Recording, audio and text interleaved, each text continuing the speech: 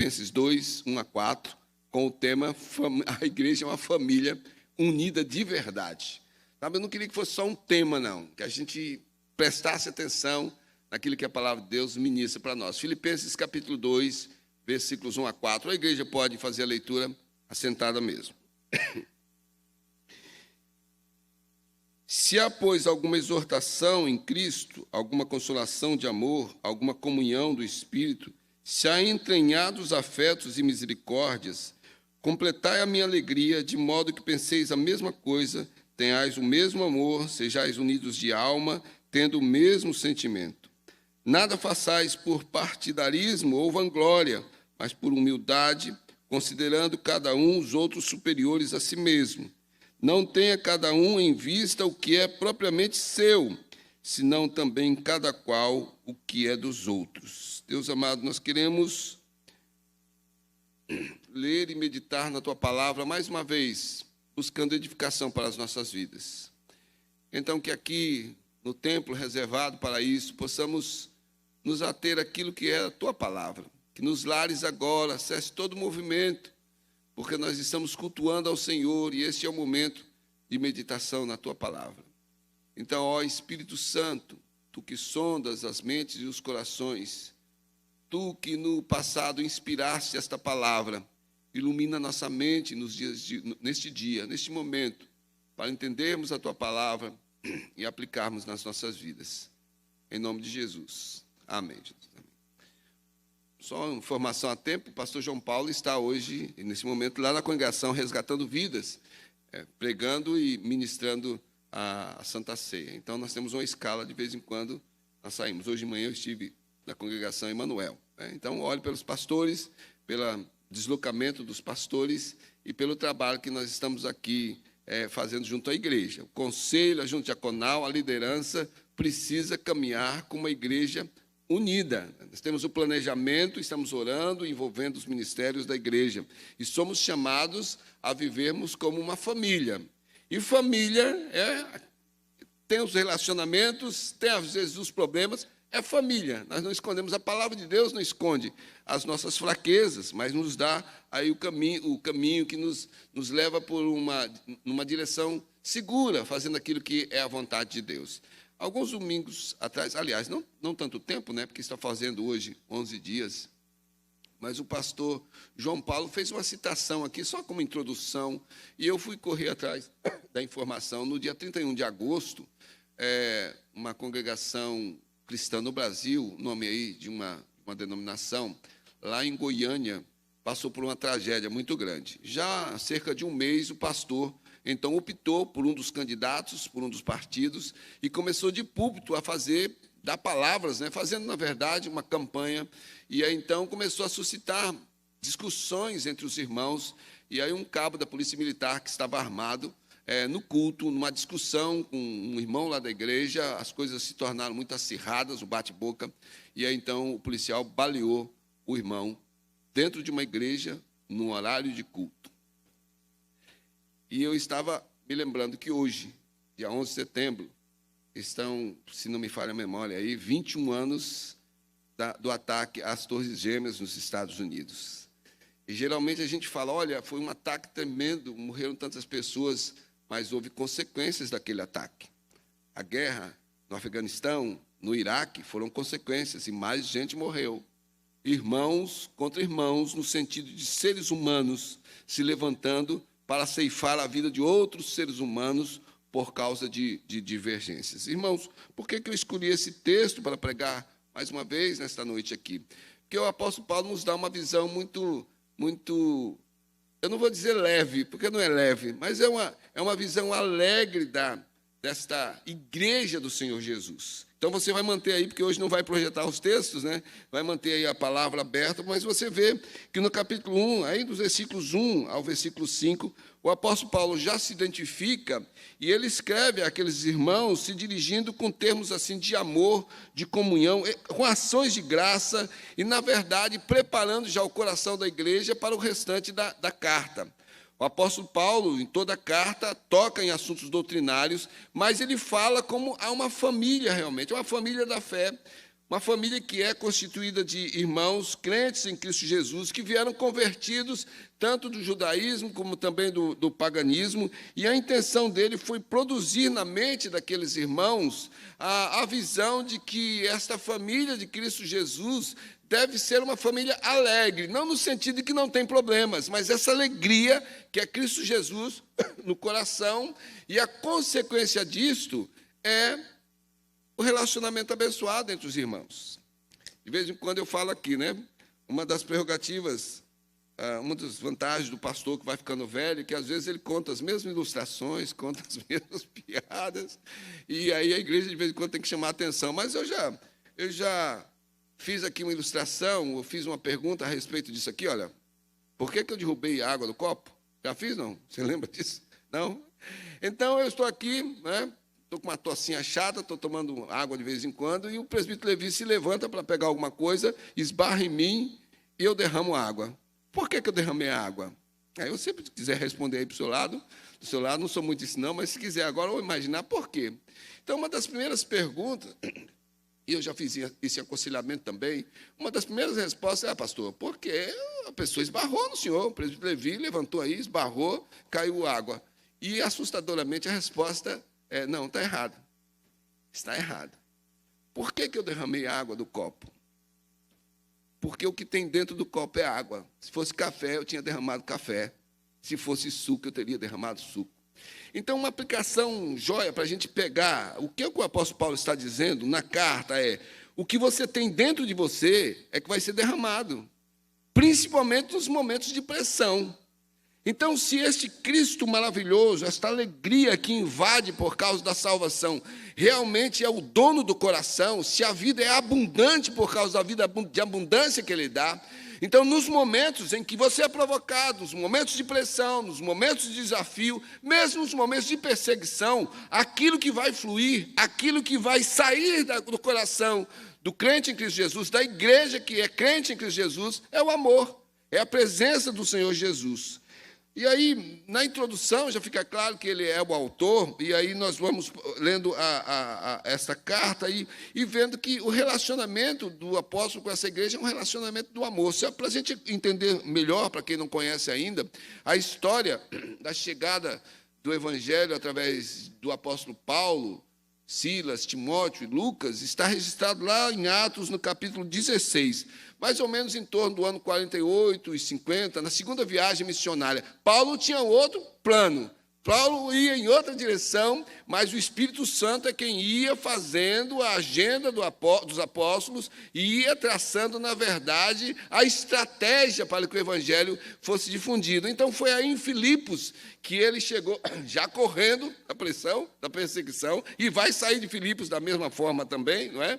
Então, ele aqui que ele evangeliza e batiza Lídia e a sua família. Aquela vendedora de púrpura é alcançada pelo evangelho. Uma casa que se abre, recebe os apóstolos, já havia um movimento de oração, algumas pessoas que estavam buscando sedentamente, e aí Paulo alcança essa família com o evangelho. E aí, então, pregando o evangelho, ensinando a respeito do evangelho, Paulo começa a ser seguido, ele e Silas, por uma moça endemoniada. É um demônio da adivinhação, sabe? Que a Bíblia condena. Cuidado. Quando alguém chegar e diz, escuta, adivinha o que eu estou esperando, né? Adivinha tal coisa. Não adivinha não, irmão. É adivinhação, o negócio é perigoso. Mas essa moça, movida por um demônio, a adivinhação dela era, olha, eles são servos do Altíssimo, esses homens aí realmente são apóstolos. Esses homens, o demônio, quando ele não pega de um lado, ele pega do lado, de outro lado, da sedução, sabe? De elogiar. Mas, por discernimento, o apóstolo, então, expulsa o demônio, e aí os donos daquela escrava, daquela moça, ficam com raiva, porque eles ganhavam dinheiro com essa mutreta ali, e aí perseguem, e Paulo e Silas vão parar na cadeia. Novamente, os homens de Deus nos dão uma lição, não é assim? Porque a gente está no ministério, está fazendo as coisas, está tão contente, de repente vem uma contrariedade e a gente diz, não brinco mais. eu não vou mais nesse ministério. Eu vou mudar de igreja, porque a coisa aqui eu fiz, ninguém me reconhece. Ou então, quando leva uma solapada na vida mesmo, é uma doença, uma coisa assim. A reação é desânimo. O que esses homens fazem? Louvam, adoram, exaltam a Deus de madrugada na cadeia.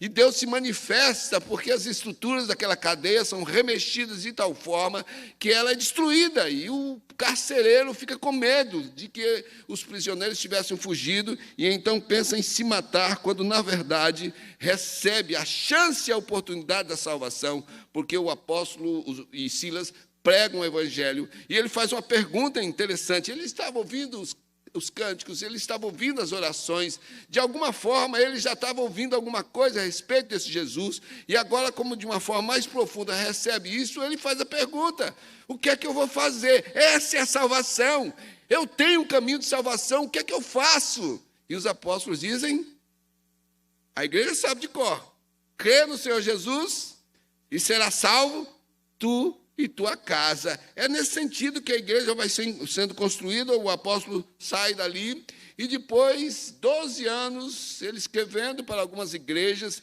escreve essa carta para os crentes de Filipos. A igreja havia crescido e, juntamente com o crescimento, vêm os problemas. A cidade é uma cidade... O pastor João Paulo já descreveu outro dia aqui o pano de fundo, como ela chegou, como ela foi construída, os problemas religiosos, o paganismo pesado que havia ali.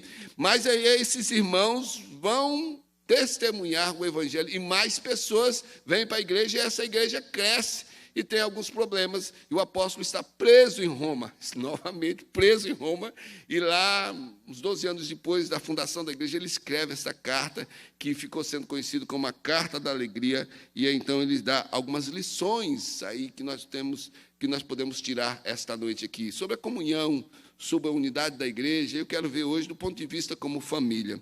João Calvino, nosso teólogo lá do passado, escreveu comentando a respeito dessa comunhão e dessa unidade da igreja, o seguinte: então só haverá unidade cristã entre nós quando não houver apenas um bom acordo quanto à doutrina, mas também quando estivermos em harmonia em nossas afeições e disposições e, portanto, em todos os aspectos de uma só mente. Então, vamos nos pegar no objetivo da carta, que é trabalhar sobre comunhão e unidade, e pensarmos nesse tema. Hoje vai ficar de cor, né? Porque só vai ficar o tema aí. Pode deixar, pode deixar. Então, e vamos pensar só nesse tema. A igreja é uma família unida de verdade. E aí vamos caminhar pelo texto e aprender algumas coisas nesse texto, aí, como eu estou propondo. Primeiro, a igreja é uma família unida de verdade, porque nós temos uma motivação profunda. Há uma profundidade em Cristo Jesus. A Elaine faz a devocional, ouvindo a palavra, né, todos os dias. Mas um dia eu falei para a Elaine, tira aí a velocidade rápida, né, porque ela consegue ouvir. Eu não consigo, gente, quando começa a colocar rápido. Mas depois eu comecei a ver. Até as nossas mensagens de WhatsApp, a gente põe no rápido, não é assim? Porque a gente quer que passe logo, né? O tempo. Né? Então, nós vivemos acossados por uma coisa que pode nos levar, muitas vezes, até mesmo à superficialidade.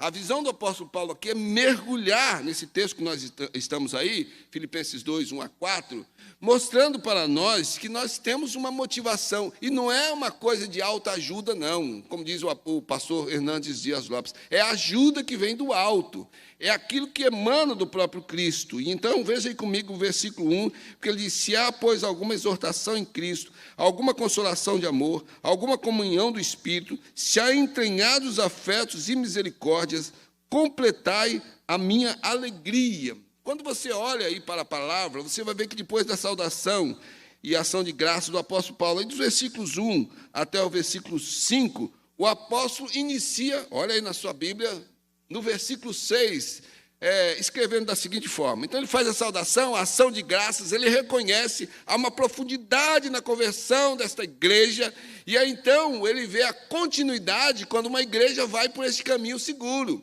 Não é uma conversão de fogo de palha, não é uma conversão de entusiasmo, não é uma conversão porque ouviu alguém falar, ou alguma coisa que o apóstolo Paulo escreveu, é uma coisa que tem a ver com profundidade da ação de Deus. E ele, então, afirma aí no versículo 6, estou plenamente certo de que aquele que começou a boa obra em vós há de completá-la até o dia de Cristo Jesus.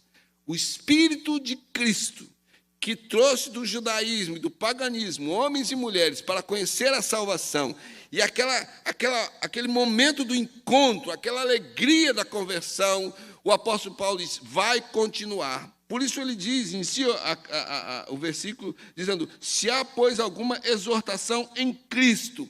Em alguns momentos, nós já vimos isso, o apóstolo teve que dar carteirada, colocar a questão do apostolado dele, porque alguns questionavam, em Filipos não. Havia amor da igreja por ele, havia um acompanhamento sobre o ministério dele em oração. O último capítulo você vai ver o apóstolo Paulo agradecendo a parceria missionária, o investimento financeiro desses irmãos no ministério do apóstolo Paulo. Então ele diz que é em Cristo Jesus. A exortação não é porque ele é apóstolo, não é baseado numa autoridade humana, mas é por causa de Cristo Jesus. Ele faz uso daquilo que é base para a fé de todos aqueles irmãos. Este Jesus que começou esta boa obra, esse Jesus que vai revelando na palavra, e vamos lembrando que o que eles tinham na época era o Velho Testamento, a Bíblia era o Velho Testamento, que estava sendo interpretada a partir dos ensinos de Jesus, e que o Novo Testamento estava sendo escrito agora. Então, a crença em Cristo Jesus precisava ser algo genuíno realmente, e aí então ele diz, olha, esta obra que ele começou, ele vai completar. Justamente nesta caminhada, passo a passo. Então, essa exortação, ele diz, eu estou fazendo, é no nome desse Cristo Jesus, nosso Salvador. É por causa dele que nós somos alcançados pela graça, é por causa dele que nós fomos salvos. Então, ouçam essa exortação, em nome de Jesus. E ele continua dizendo, se há alguma consolação de amor, irmãos, uma palavra tão divulgada, festejada, mas que vai ficando desgastada quanto mais os séculos vão passando. A igreja do Senhor Jesus, ela é consolada por este amor que vem de Deus, que é chamado lá em Coríntios, pelo mesmo apóstolo Paulo, de Deus de toda consolação. Ele se dirige àqueles crentes afirmando que o amor que é produzido é em nome de Cristo Jesus, é por causa de Cristo Jesus, e por isso a igreja não vai parar de crescer espiritualmente, até mesmo no sentido de entender e viver este amor. O amor, ele é um instrumento de consolação. Por isso, em Coríntios 13, ele diz que esse amor não acaba, é o amor que vem de Deus. Como numa igreja o amor pode acabar? Como numa igreja, relacionamentos podem ser rompidos. Ele está escrevendo uma igreja que foi forjada numa ação missionária, em tempo de perseguição, cresceu e está se fortalecendo. Ele diz, eu estou pedindo a vocês, se há uma consolação de amor, se vocês estão firmados nesse amor, e aí vamos ver o que é que ele vai apresentar mais adiante. E ele então ora, veja aí no versículo 9 de Filipenses 1, versículo 9, ele ora para que este amor seja um amor de verdade. Ele diz aí, e também faço esta oração, que o vosso amor aumente mais e mais em pleno conhecimento e toda a percepção. É porque essa consolação de amor vem não de um sentimento, mas o amor é o próprio Deus. É um instrumento de verdade. É um instrumento que amadurece, e é um instrumento que leva justamente ao crescimento e à maturidade. Ele diz, esse amor, ele vai crescer desenvolvendo o conhecimento e a percepção. Irmãos, nós somos chamados para celebrarmos como igreja este amor que vem do Senhor, que nos mostra o grande amor de Deus para conosco, e nos leva a celebrar este amor, mas ele está escrevendo à igreja, este amor devia ser vivido consolando uns aos outros e mostrando o caminho desse Deus, que é um Deus cheio de misericórdia, é um Deus cheio de perdão para dar.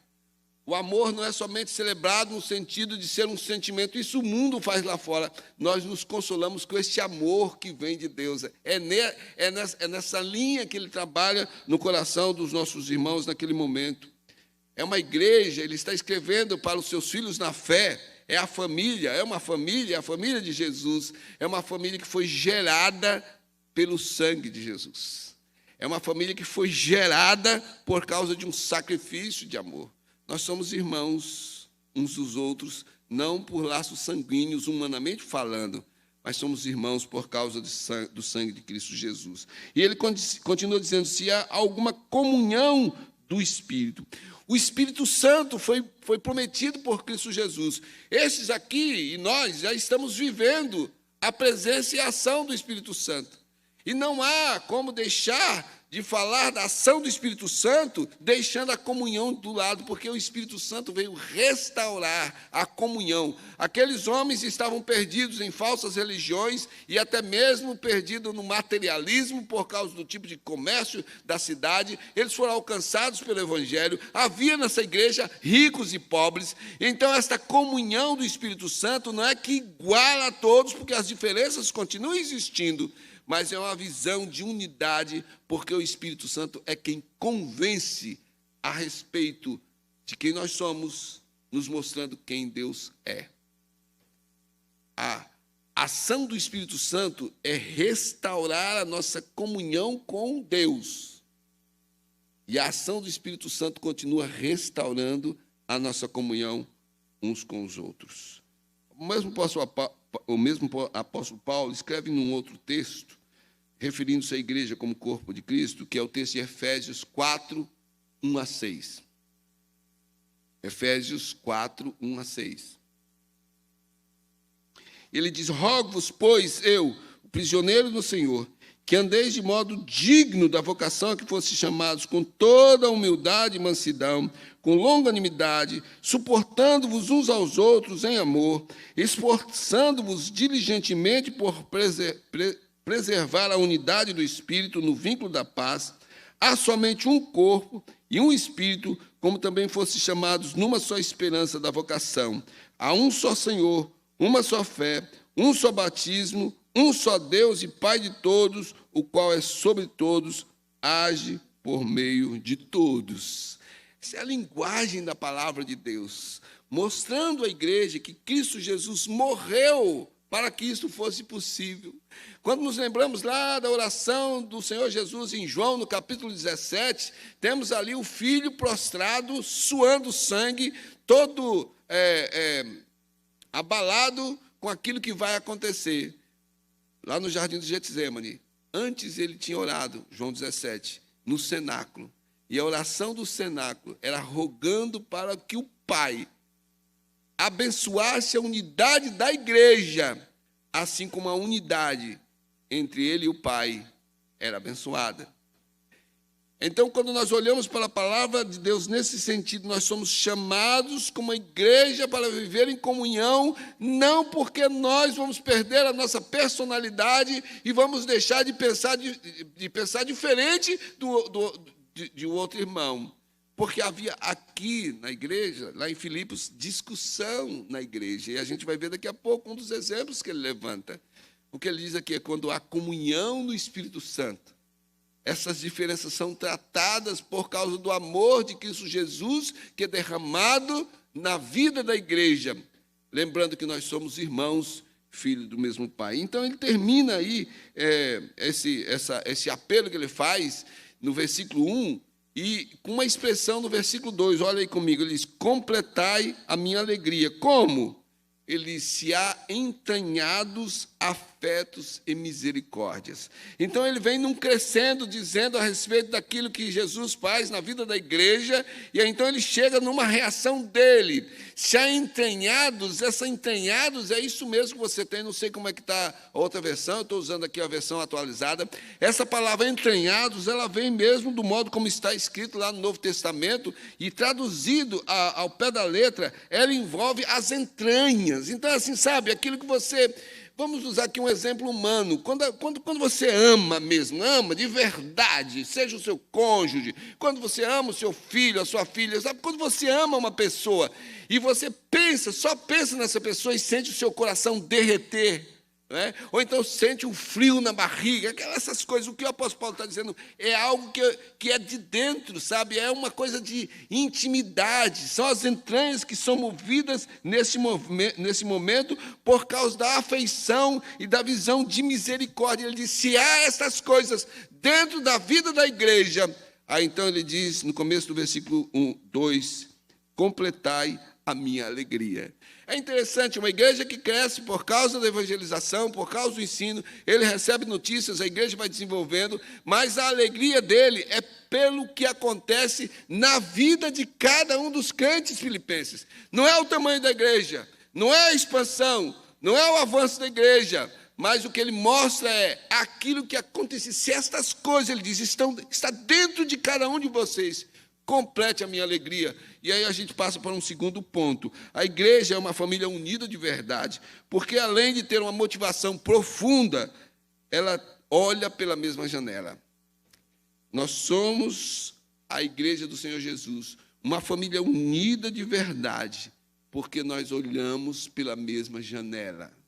Olha o que ele diz aí no versículo 2. Depois de dizer, complete a minha alegria, ele diz, de modo que penseis a mesma coisa, tenhais o mesmo amor, sejais unidos de alma, tendo o mesmo sentimento. Quando ele diz que é para nós, ou para a igreja de Filipos, e por extensão a nós, para termos esse mesmo tipo de visão, de cosmovisão, olharmos o mundo dessa forma, a mesma coisa aí, é porque ele está dizendo, nós temos um mesmo ângulo de observação.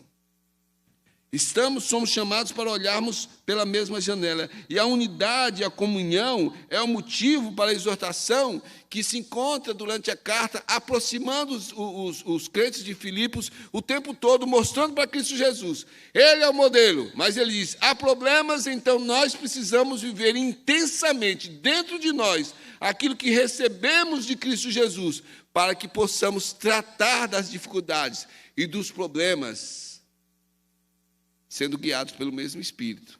E havia um problema, não só um problema na igreja, mas um dos problemas que o apóstolo Paulo aponta está lá em Filipenses, no capítulo 4, versículos 2 e 3. Filipenses, capítulo 4, versículos 2 e 3.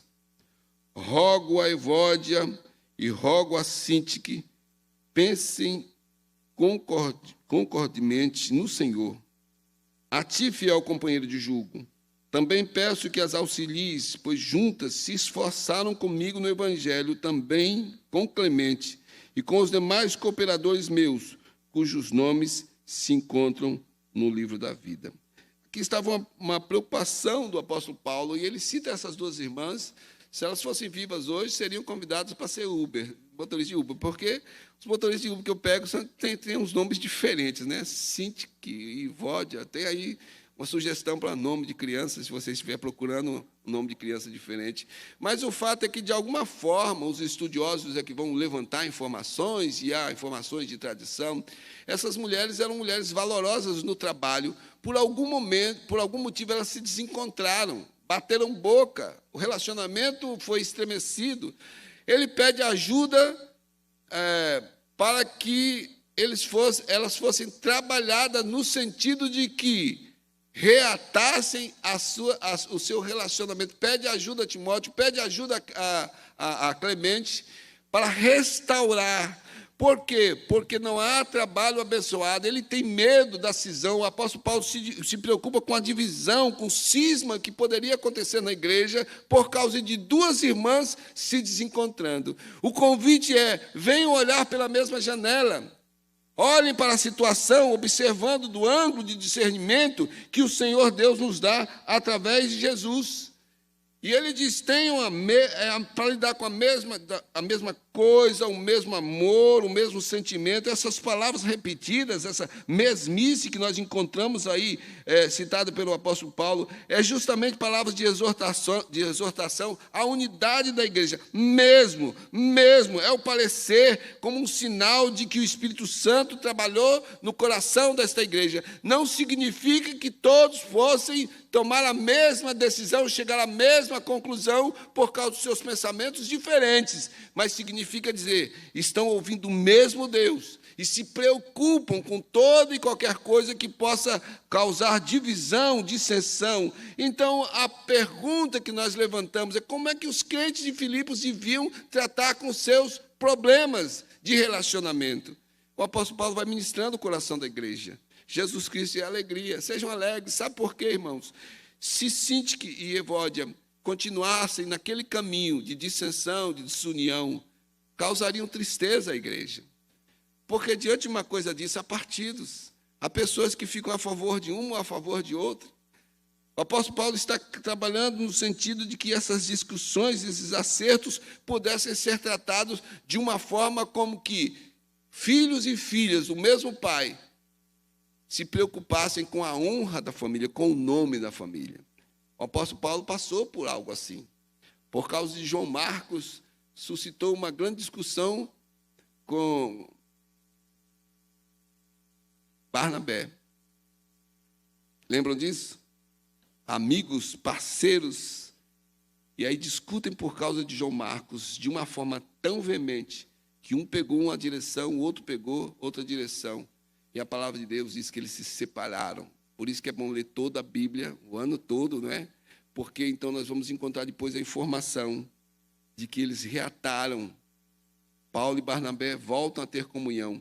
E João Marcos, que era reprovado, foi reprovado por Paulo, é chamado de volta ao ministério como alguém precioso para o caminhar de Paulo. Irmãos, quando a igreja do Senhor Jesus, quando os crentes ouvem o Espírito Santo, vão olhar pela mesma janela para tratar dos seus problemas e dos seus assuntos. É este o convite que o apóstolo Paulo está fazendo aqui. Em Marcos, no capítulo 9, versículos 33 a 35, Marcos 9, 33 a 35, nós temos um registro interessante. Tendo eles partido para Cafarnaum, estando ele em casa, interrogou os discípulos. Ele interrogou aos discípulos, de que é que discorrieis pelo caminho? Mas eles guardaram silêncio, porque pelo caminho haviam discutido entre si sobre quem era o maior. E ele, assentando-se, chamou os 12 e lhes disse, se alguém quer ser o primeiro, será o último. O apóstolo Paulo diz que era imitador de Cristo. E ele fala para a igreja ser imitadora dele. O que ele faz nesse momento é uma reflexão, falando à igreja que tinha que pensar a mesma coisa, ser movida pelo mesmo sentimento, no sentido de lutarem pelo vínculo, a união, a unidade da família de Deus naquele momento.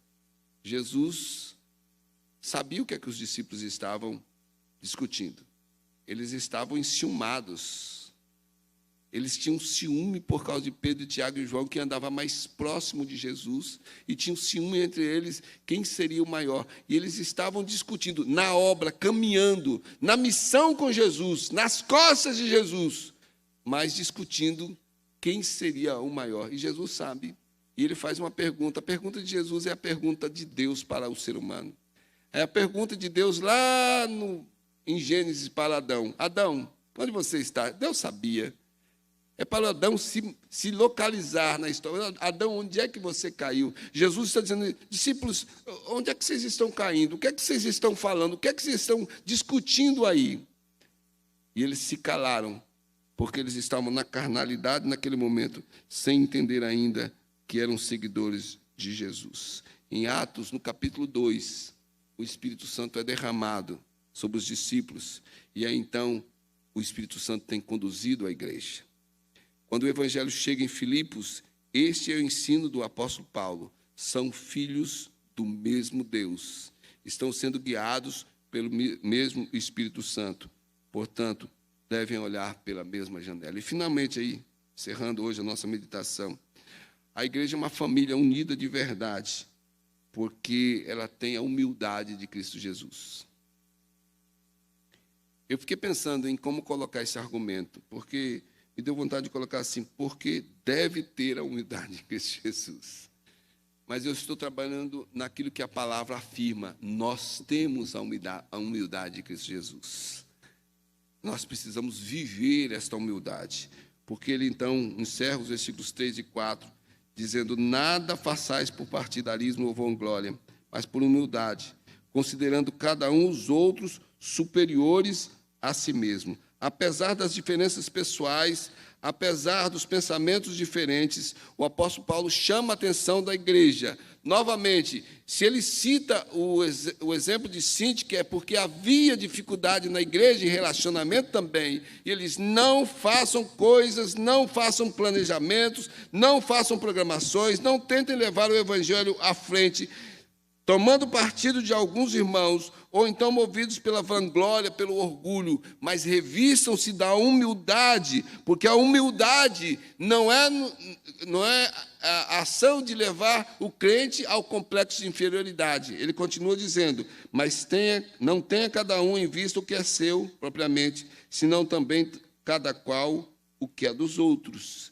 Esta visão e esse tomar a humildade de Cristo, o Salvador que havia sido pregado para a igreja e que tinha o exemplo do apóstolo Paulo, é que devia levar aqueles irmãos a olharem o outro com uma visão nobre do ser humano. Foi criado à imagem e semelhança de Deus e foi alcançado por causa da graça de Cristo Jesus. Então, na sua expressão de ação de graças pela vida dos crentes em Filipos, e depois, então, desenvolvendo a visão daquilo que o evangelho deveria ser vivido realmente, ele aponta de uma forma categórica para a pessoa de Cristo Jesus, que mudou a vida dele de perseguidor ao evangelho, a ser perseguido por causa do evangelho, e que mudou a vida daqueles crentes em Filipos que tinham as suas vidas distorcidas, perdidas, desviadas, na falsa religião ou no materialismo. Então, são chamados para Cristo Jesus, encontram um novo caminho, e aí, então, tem esta visão de ser instrumentos de bênção. Ele termina a carta aos Filipenses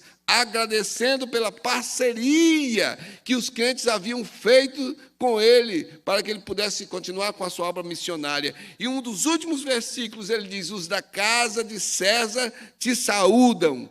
O evangelho não conquistou o império através da força e da violência, mas soldados como aquele carcereiro haviam se convertido. O evangelho entrou através do exemplo dos crentes que estavam vivendo realmente, mesmo que perseguidos, a pureza deste evangelho. E então ele diz: os da casa de César, aqueles que são soldados, aqueles que são escravos, mas foram alcançados pelo evangelho, tem uma ligação até misteriosa conosco, com os demais irmãos, e eles estão mandando um abraço para vocês. Aonde Paulo estava quando escreveu essa carta?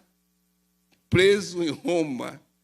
E no seu contato com os soldados, ele expressava o evangelho que salva. Ele via a oportunidade, e ele podia dizer: ó, igreja de Filipos, amados, o Senhor que começou a boa obra em vocês está agindo aqui também. Inclusive, aqui nas fileiras de César, já tem gente que é nossa, já tem gente convertida, e eles estão mandando um abraço para vocês. Irmãos, veja aí, Filipenses 4, 5 a 11.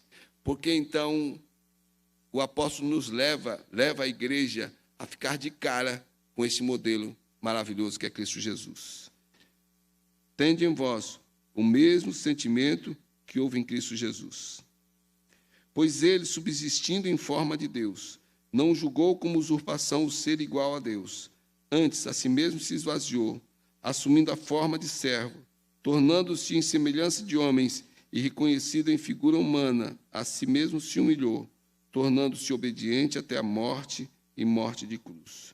Pelo que também Deus o exaltou sobremaneira e lhe deu o nome que está acima de todo nome, para que ao nome de Jesus se dobre todo o joelho nos céus, na terra e debaixo da terra, e toda língua confesse que Jesus Cristo é Senhor, para a glória de Deus Pai.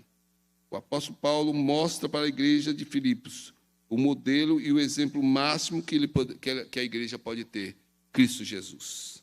Esvaziou-se, não deixou de ser Deus, mas esvaziou-se para ser obediente ao Pai e morreu em sacrifício para resgatar a sua igreja. E o apóstolo Paulo diz tenham o mesmo sentimento. Vivam esta vida de humildade que há em Cristo Jesus.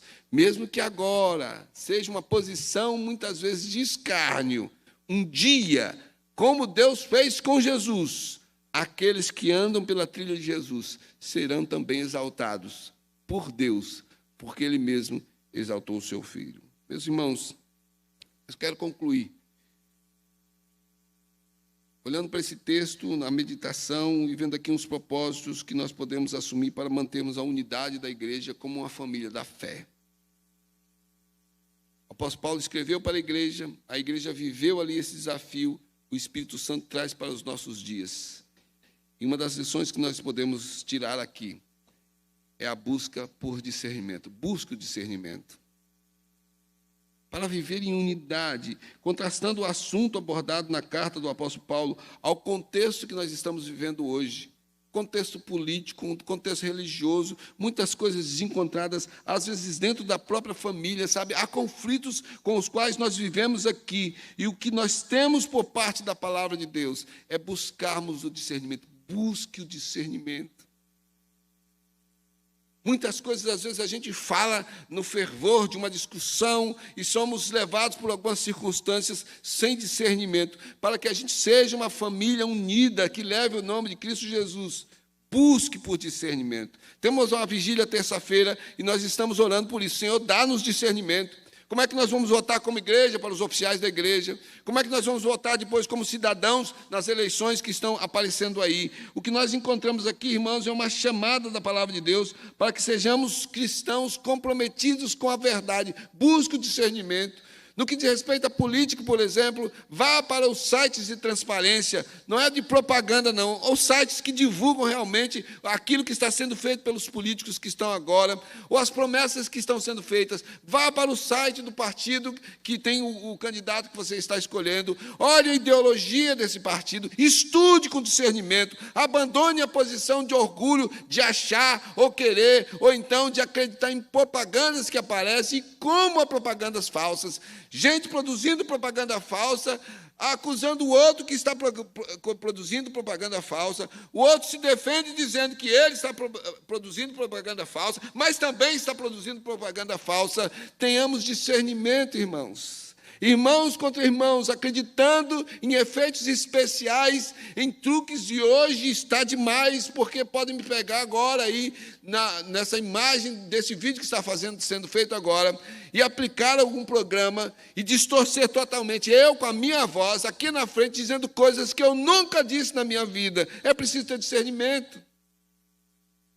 Amanhã, e eu quero assumir esse compromisso aqui com a igreja, amanhã eu vou sair de um grupo. E não é um grupo aqui da igreja, não é um grupo maior, interdenominacional. Mas alguém postou um vídeo de um dos candidatos falando coisas contra a igreja, e aí um pastor colocou embaixo um impropério contra pessoas que acreditam naquela pessoa. Usou uma palavra, sabe, de ofensa. Eu vou sair desse grupo, irmãos. Vou pedir desculpa e vou sair do grupo. Porque se há um grupo interdenominacional tratando de um assunto, por que nós vamos colocar política num grupo de oração, por exemplo? E há grupos específicos. Há grupos que apoiam o candidato tal, há grupos que apoiam o candidato tal. Então, nesses grupos aí, sabe, as opiniões são as mesmas e são colocadas daquele jeito, sabe? Mas se o grupo ao qual você pertence não tem esse objetivo, tenha discernimento. Lute diante de Deus para que o Senhor Jesus, através da ação do Espírito Santo, ilumine a sua mente. Da mesma forma, para tratar de um problema em casa, um problema no trabalho, busque por discernimento. Em primeiro lugar, busque por discernimento. Segundo lugar, mantenha um bom testemunho. O apóstolo Paulo fala de vida digna do Evangelho. Mantenha um bom testemunho. Você pode discutir sobre política, pode discutir assuntos dentro de casa, mas com palavras de um crente de verdade, de um convertido de verdade. Ei, gente que pensa de tal jeito, aqueles que pensam diferente de você, não são jumentos, não. São irmãos em Cristo Jesus. Ei, você que pensa diferente, que é chamado de jumento, os seus irmãos não são gado, não. Não são boi e vaca. São filhos do mesmo Deus. Tenha bom testemunho. Sejamos, irmãos, educados até mesmo nos tratos do WhatsApp. Nos lembremos que em Cristo Jesus nós somos farinha do mesmo saco. Nós estamos agregados e nós vivemos este evangelho. E aquilo que sai, lembra? O que é que sai daqui? Água. Mantenhamos o bom testemunho. Sabe, mesmo que você esteja discordando, eu saí da minha presença na mídia, por causa de coisas dentro de casa, algumas observações da Elaine, porque eu estava sendo irônico. Em alguns momentos eu tratava a coisa com ironia, sabe? Expondo o meu pensamento como ironia. Então, alguns na igreja falavam, pastor, disse, não, mas ali eu sou um cidadão, eu sou um pastor de púlpito, jamais eu vou dar uma orientação imparcial, parcial. Eu vou orientar e vocês vão ter mais orientações como os nossos crentes devem ser cidadãos, conscientes. Mas não vou falar para votar em A ou B. Não vou falar do partido tal, do partido. Eu vou falar sobre ideologia. Ideologia é uma coisa, partido é outra.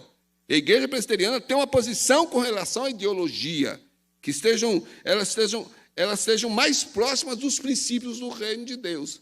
Mas ironia, sabe? Causei uma coisa assim tão chata com um parente, eu assumi o compromisso, por isso eles não me veem mais na mídia. Estou dando aqui um exemplo, porque eu resolvi isso com relação a mim. Eu não estava sabendo tratar com a situação e o meu testemunho estava sendo arranhado por causa disso. Primeiro, busque por discernimento. Segundo, tenha um bom testemunho, ou mantenha o bom testemunho. Trate da coisa, mas de uma forma com lisura, com educação. Você pode discordar, mas pode fazer isto como um crente. Não discuta com pessoas que não são crentes a respeito de política. Já pensou a loucura? E se você for discutir com um crente, um irmão, eu quero dar uma dica com você. Vamos discutir?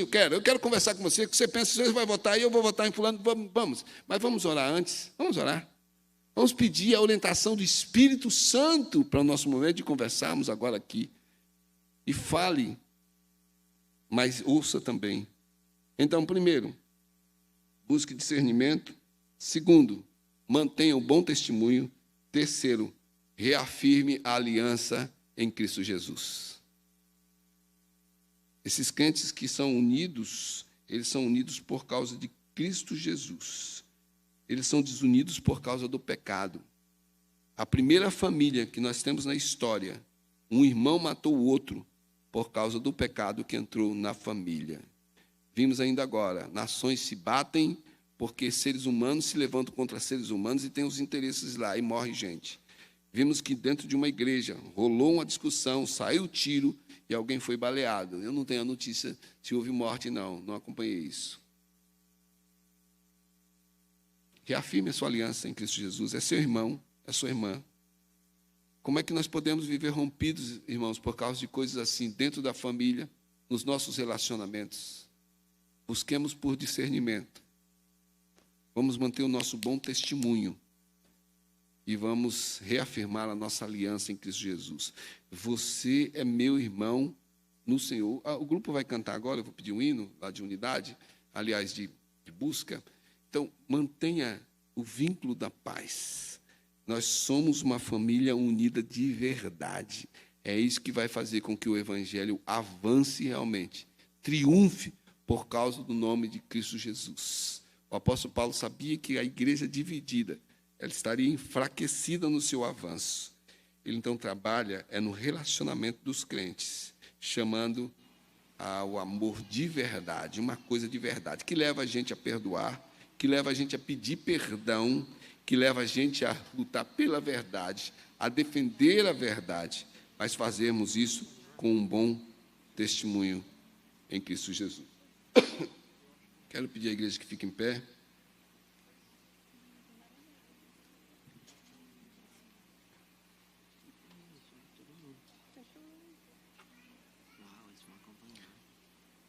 Nós vamos cantar agora uma oração. Este hino é uma oração, né? Então, hoje aí se ensina tanto, né? Ore por isso, ora para ganhar dinheiro, ora para ter saúde, ora para você ser cabeça e não cauda, ora para você ser o patrão, ora, você vai vencer em Cristo Jesus. olha essa oração. Essa oração vai ser o tempo todo pedindo mais e mais e mais de Cristo Jesus. Mas ore cantando agora, como uma conclusão da nossa meditação. Mas tenha mais de Cristo. Acredite nessa oração, Ele vai responder. E você terá uma vida de felicidade, não sem problemas e dificuldades, mas essa alegria de dentro de você, ninguém vai tirar. Vamos orar cantando.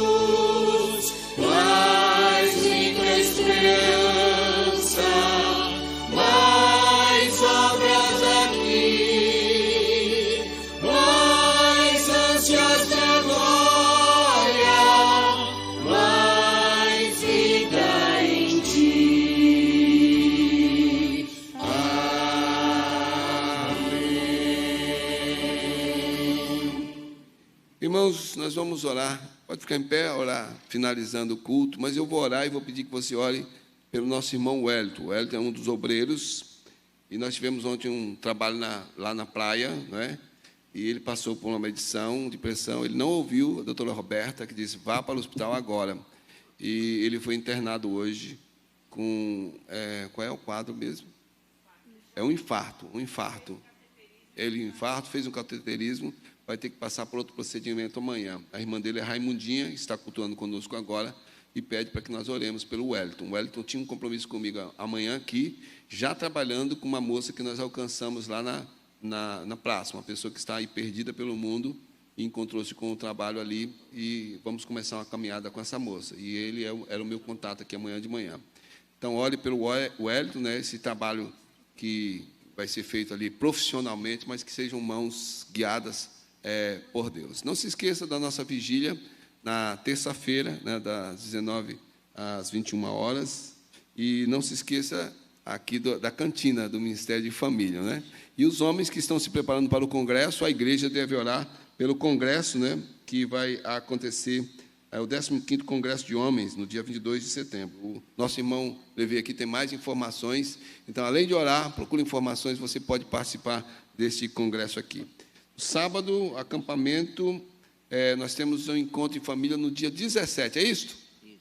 Dia 17 tem um encontro de família lá no nosso acampamento.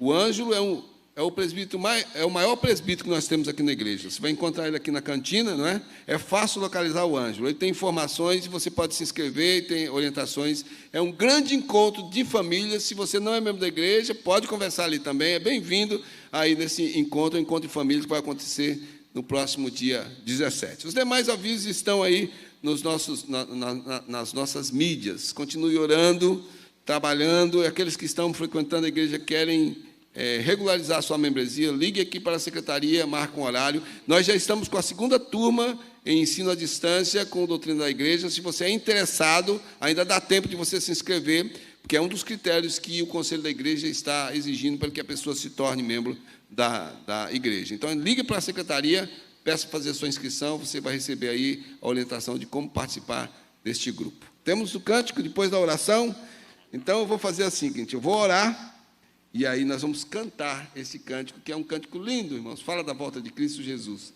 E então depois eu encerro com a bênção. Pode ser assim? Deus amado, queremos agradecer ao Senhor por esse momento que passamos aqui. É um tempo tão curto, Deus, em que nos encontramos aqui, mas o Teu nome é celebrado, nós adoramos o Senhor, abrimos os nossos corações, ó Deus, pecados são confessados, propósitos são assumidos, Senhor, diante da palavra que é pregada, que é ensinada. Ó Deus, aquilo que a limitação humana, a minha limitação humana, não conseguiu passar aqui hoje nessa meditação, que Teu Espírito Santo revele, mostre, Senhor, aplicando na vida de cada um de nós aquilo que a Tua palavra quer aplicar. Sermos transformados pelo Evangelho de Cristo Jesus, para sermos testemunhas, Senhor, vivas desse Evangelho. E o Teu Espírito Santo convença e converta o coração que, porventura, ainda não tenha se achegado a essa verdade de que Jesus salva. Ó Espírito Santo, mostre esta vida, a este coração, que não há salvação fora de Cristo Jesus. Fale, Senhor, através da voz humana, mostrando que o caminho passa pela cruz de Cristo Jesus, e que essas vidas possam responder ao Teu chamado, confessando o Teu Filho como Salvador. Ó Deus, nesse momento nós queremos colocar a vida do nosso irmão Wellington diante de Ti. Ó Deus, lá onde ele está agora, no hospital, passando por cuidados humanos, que a Tua mão esteja estendida ali, Senhor. Que o Senhor esteja abençoando todo o cuidado, todo o medicamento, todo o equipamento, mas nós cremos e confiamos na ação do Senhor, de mão de médicos. Ó Deus, obrigado pelo movimento de ontem, pastor João Paulo, juntamente conosco, aquela equipe de irmãos ali na praia, Senhor, testemunhando do Evangelho, falando ao mesmo tempo, Senhor, sobre os cuidados com a saúde. Ó Deus, nós queremos colocar aquelas vidas que se achegaram ali diante do Senhor, que o Senhor mesmo use o Teu povo para fazer a Tua obra. Ó Deus, que vidas que foram tocadas ali possam ser realmente alcançadas por uma transformação por causa de Cristo Jesus. E nós oramos, Senhor, agradecidos no nome dEle, porque é o Teu Filho que realmente nos motiva, Ele é o modelo maior, Ele é o nosso Salvador. E nós, como igreja, ansiamos pelo retorno dEle. E é por isso que nós dizemos, ora vem, Senhor Jesus, ora vem, Senhor Jesus. A Tua igreja aguarda, ora vem, Senhor Jesus. Amém, Senhor. Para mais informações e novidades, siga as nossas redes sociais e fique por dentro de tudo.